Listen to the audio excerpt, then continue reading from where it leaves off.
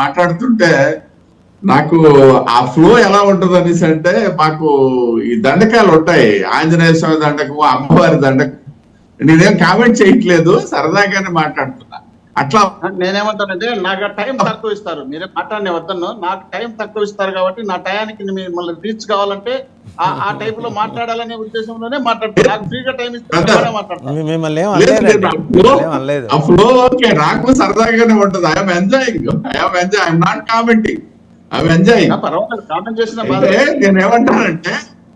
నేనేమంటానంటే వారు ప్రధానంగా వెంకయ్యనాయుడు గారి ఇష్యూ ప్రస్తావించారు. మరి ఈయనకి వెంకయ్యనాయుడు గారు ఏ అర్ధరాత్రి వీళ్ళకి వైసీపీ వాళ్ళకి, ఈయనకి అన్నారు వైసీపీ వాళ్ళకి కళ్ళకు వచ్చి ఆ విధంగా చెప్పారో గాని, ఆయనే నేను సాటిస్ఫైడ్ గా ఉన్నాను, నేను ఒక సాధారణ కుటుంబం నుండి వచ్చినటువంటి సాధారణ భారతీయ జనతా పార్టీ కార్యకర్తగా ఈ దేశానికి ఉపరాష్ట్రపతిగా చేసినటువంటి అవకాశం భారతీయ జనతా పార్టీ కల్పించిందని చెప్పుకొచ్చినటువంటి సందర్భాన్ని ఈ విధంగా కోట్ చేస్తున్నా. ఇవాళ ఎక్కడ మాట్లాడింది లేదు. రెండో విషయం, మేనిఫెస్టోకి సంబంధించి వీళ్ళకు ఉన్నటువంటి మిడిమిడి జ్ఞానం అంటాను నేనే, నో డౌట్ అట్ ఆల్. ఎందుకంటే నేను ఇది 10 సార్లు ఫేస్ చేశాను కాబట్టి చెప్తున్నా. వీళ్ళకు ఉన్నటువంటి మిడిమిడి జ్ఞానంతో వీళ్ళు ఆలోచిస్తే ఒక ప్రాంతీయ పార్టీగా ఆంధ్రప్రదేశ్ కు పరిమితమైనటువంటి పార్టీగా వీళ్ళకున్న జ్ఞానం కాదు కదా. భారతీయ జనతా పార్టీ ఒక జాతీయ పార్టీ, జాతీయ స్థాయిలోనే మేనిఫెస్టో వెలువరిస్తుంది, మిత్రపక్షాలు తమ మేనిఫెస్టోలు వెలువరిస్తాయి. ఏదైనా ఉంటే రాష్ట్ర పార్టీలు అనుబంధ మేనిఫెస్టోగా కొన్ని అంశాలను ప్రస్తావిస్తుంది తప్పిస్తే పార్టీలు మేనిఫెస్టోలు పట్టుకొని వెళ్ళరు. ఒకవేళ ఇంకా చెప్తున్నా, ఇంకా వీళ్ళ జ్ఞానం ఎంతవరకు వెళ్ళిపోయిందంటే, మాకు ఇష్టం లేకపోతే మా సిద్ధార్థనాథ్ సింగ్ గారు, ఆయన లాల్ బహదూర్ శాస్త్రి మనవడండి బాబు, ఆయన ఎవరో చిన్న నాయకుడు కాదు. లాల్ బహదూర్ శాస్త్రి మనవడు, ఈ రాష్ట్రంలో ఇన్ఛార్జిగా పనిచేసిన వ్యక్తి. ఆయన ఎందుకు మేము పంపిస్తాం అక్కడికి? ఈ కామన్ సెన్స్ ఉండక్కర్లేదా ఎవరికైనా? పంపించం కదా, అక్కడికి వెళ్ళి నిలబడడం ఎందుకు పక్కన? మేము మా ఆఫీసులో చోటు లేదా, ఆయనకి రూమ్ లేదా? ఇంత కామన్ సెన్స్ లేకుండా మాట్లాడే వాళ్ళు సమాధానం చెప్పడం అనేసి అంటే మరొకసారి నేను చెప్పాల్సిన పని లేదు. రెండోది ఆగండి సార్, ఆగండి. బాక్సుల దగ్గర జగన్మోహన్ రెడ్డిని విదేశాలకు పంపించకుండా కూర్చోబెట్టుకోండి.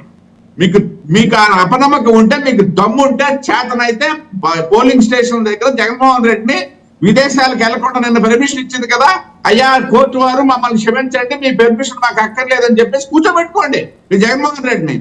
బాక్సులు మీరు గెలిచేటప్పుడు బాక్సులు మారిపోయాయని చెప్పినటువంటి తెలుగుదేశం పార్టీ దాన్ని మీరు ఇవాళ విశ్వసిస్తారా? ఏం మాట్లాడతారండి? దేశం మొత్తం మీద జరుగుతున్నటువంటి ఒక ప్రక్రియలో ఆగండి ఒక్క నిమిషం మోహన్ రెడ్డి గారు, ఆయన మాట్లాడియండి. మోహన్ రెడ్డి గారు, మీరు అక్కడ ఏం మాట్లాడతారు? మీరు ఒక దశాబ్దాలుగా జరుగుతున్నటువంటి ఒక ప్రక్రియ మీరు ఓడిపోతుంటే మీరు గెలిచినట్టయితే మీరు ఓడిపోతుంటే బోడి మల్లయ్య, మీరు గెలిచినట్టయితే ఓటమల్లయ్య అంటారా? ఏం మాట్లాడతారండి? ఒకటోది. రెండోది ఆగండి, అయిపోయింది. మీ గురించి ఇంకా అంతకంటే ఎక్కువ మాట్లాడాల్సిన పని లేదు. నేను చెప్తున్నా, మా పెద్దలు కృష్ణాంజనేయులు గారు ప్రముఖ విశ్లేషకులే. అయిపోయింది, ఆగండి సార్.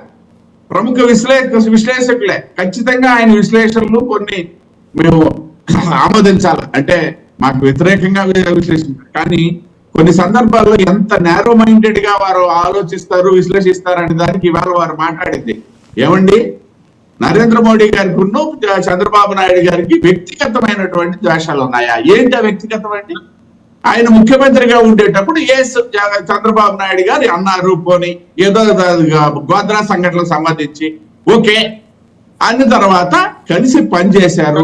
ప్రధానమంత్రిగా ఆయన వచ్చిన తర్వాత అదే అమెరికా నుండి ఏ దేశాధినేతకి ఈ భూగోళం మీద ఉన్నటువంటి ఏ దేశాధినేతకి లభించినటువంటి గౌరవం లభించిన తర్వాత చంద్రబాబు నాయుడు గారు ఆనాడు అడ్డుకున్నారు అన్నటువంటి మాటకి ఈవేళ మోడీ గారు కట్టుబడి ఉంటారా? దాన్ని గుర్తు పెట్టుకుంటారా? ఎంత నేరో మైండెడ్ గా ఆలోచించకపోతే దాన్ని ప్రస్తావిస్తారు. రెండోది, సరే మేము కూడా చెప్పాం, మొన్న ఏదైతే జరిగినటువంటి 18 తర్వాత మేము విభేదించాం. మేము ఆయన మీద మాట్లాడాం, వారు మా మీద మాట్లాడారు, వారు మా మీద మాట్లాడింది కొంచెం ఎక్కువ అనుకున్నాం. ఇవన్నీ ఏమీ లేదు. కానీ ఏదైతే మేము 10 సార్లు చెప్పాం, తెలుగుదేశం పార్టీ చేసిన తప్పిదం ఏదైనా ఉందనేసి అంటే ఎన్డీఏ నుండి విడిపోయి కాంగ్రెస్ తో అంటకాగిందన్న విషయంలోనే మాకు ఏదైనా ఉంది అనేసి అంటే పాయింట్ తప్పిస్తే మాకు వ్యక్తిగతమైనటువంటి విమర్శలు చేశారన్నటువంటిది కాదు. ప్రధానమంత్రి గారిని వ్యక్తిగతంగా విమర్శించారు, పదే చెప్పాము. ఇవాళ మళ్ళీ మీరు ఆ విషయాన్ని ప్రస్తావించి అదేదో కత్తులతో కడుపుల్లో పొడుచుకున్నారంటే ఏదైతే మీరు విమర్శించండి, విశ్లేషించండి, డెఫినెట్ గా మేము యాక్సెప్ట్ చేస్తాం, మీ మీద మాకు గౌరవం ఉంది. కానీ ఇలాంటి చిన్న చిన్న అంశాలను పట్టుకొని మళ్ళీ భూతత్వంలో చూపించడానికి చూసే ఈ ఏదైతే నాకు పదజాలం ఏదైతే వాడుతున్నాడో నాకు తెలియదు, కానీ అది కరెక్టా కాదా అని చెప్పేసి ఇంత సంకుచిత భావజాలంతో మాత్రం దయచేసి ఉండకండి. ఇటువంటివి ఏమీ లేవు. వ్యవస్థలో రాజకీయంలో చేస్తున్నప్పుడు వ్యవస్థీకృతమైన ఉంటాయి తప్పిస్తే వ్యక్తిగతమైన చూసే ఆలోచనలు భారతీయ జనతా పార్టీకి ఉండదు. రకరకాలుగా ఉంటాయి వ్యక్తిగతమైనటువంటి విమర్శలు, అవన్నీ చూసే ప్రస్తావనే ఉండదు. రెండోదండి, నేను చెప్తున్నా, ఇవాళ చంద్రబాబు నాయుడు గారు రాష్ట్రపతి అవుతారా లేకపోతే వెంకయ్య నాయుడు గారికి అవకాశం వస్తుందా? ఖచ్చితంగా ఈ పర్యాయం సౌత్ నుండి వచ్చే అవకాశం ఉందనేది విశ్లేషకుల, మళ్ళీ నేను చెప్తున్నా, మళ్ళీ కృష్ణాంజనేయ గారు లాంటి విశ్లేషకులు చెప్తున్నది ఖచ్చితంగా. ఎందుకంటే ఎస్సీ అయిపోయింది, ఎస్టీ అయిపోయింది, ముస్లిం అయిపోయింది, మైనారిటీలకు సంబంధించి. ఈ మారు సౌత్ నుండి అయితే భారతీయ జనతా పార్టీ రాష్ట్రపతి అభ్యర్థి ఎంపిక చేస్తుంది అన్నటువంటి ఊహాగానాలు మేము కూడా విశ్వసిస్తున్నాము. ఎందుకని అంటే మాకున్నటువంటి సమాచారం అన్నగాని మాకున్నటువంటి ఆలోచనల నేపథ్యం. ఎస్, డెఫినెట్ గా. అయితే అది చంద్రబాబు నాయుడు గారని అవ్వచ్చు, వెంకయ్య నాయుడు గారని అవ్వచ్చు, లేకపోతే మరొక వ్యక్తి రావచ్చు. ఆవేళ మైనారిటీలకు ఇవ్వాలి అనుకునేటప్పుడు మాజీ రాష్ట్రపతి గారు సౌత్ నుండి రాలేదా? కాబట్టి ఇట్లాంటివి ఏదైనా జరగవచ్చు. దాన్ని ఆధారంగా చేసుకొని మళ్ళీ రాజకీయాన్ని పికప్ చేసినటువంటి అవసరం వేరే విషయం. ఇంకోటి ఏంటంటే, రాష్ట్రపతి చేస్తే ఆయన తాలూకా పొలిటికల్ కెరీర్ ఎండ్ అనే మాట కూడా వాస్తవం కాదు. అది ఎండ్ పాయింట్ అసలు పాలిటిక్స్ లోనే. రాష్ట్రపతి అని పాలిటిక్స్ లో ఏదైతే వార్డు మెంబర్ దగ్గర నుండి తీసుకుంటే రాష్ట్రపతి అయిన తర్వాత ఇంకా పాలిటిక్స్ ఏముందంటే అక్కడ that is the end point. కాబట్టి ఇవన్నీ ఏంటనేసి అంటే మనకేదో నచ్చినట్టుగా మాట్లాడుకోవడానికి ఉంటాయి తప్పిస్తే దీంట్లో వాస్తవాలు అయితే ఎక్కడ కనబడవు.